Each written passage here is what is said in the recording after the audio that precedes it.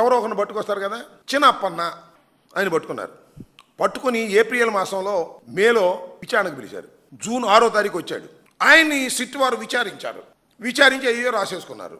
చిన్నప్పన్న ఒక video release చేశాడు. ఎమ్మటే సుబ్బారెడ్డి పేరు చెప్పన్నారు, ధర్మారెడ్డి పేరు చెప్పన్నారు, నన్ను బలవంతం చేశారు, నన్ను దౌర్జన్యం చేయడానికి ప్రయత్నం చేశారు అని ఒక వీడియో కూడా తక్షణమే రిలీజ్ చేశాడు. అంటే నేను ఇందాక చెప్పినట్టుగా ఈ సిట్ అనేది చంద్రబాబు సిట్ అంటే సిట్, స్టాండ్ అంటే స్టాండ్.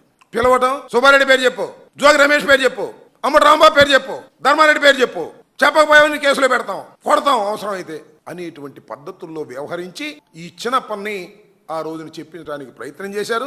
ఏయో రాంచుకున్నారు, సంతకాలు పెట్టుకున్నారు. ఆయన మాత్రం వచ్చి బయటికి చెప్పాడు. కాముగా ఉన్నారు. Diversion politics.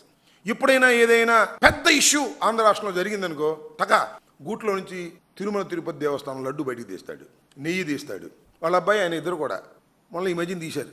చిన్నప్పని పిలుచుకొచ్చారు, మళ్ళా అరెస్ట్ అన్నారు. అంతే 24వ ముద్ద 28వ ముద్ద అరెస్ట్ చేశారు. చేసి సుబ్బారెడ్డి గారి మీద బురద జల్లే కార్యక్రమం చేస్తున్నారు. నెయ్యిలో కల్తీ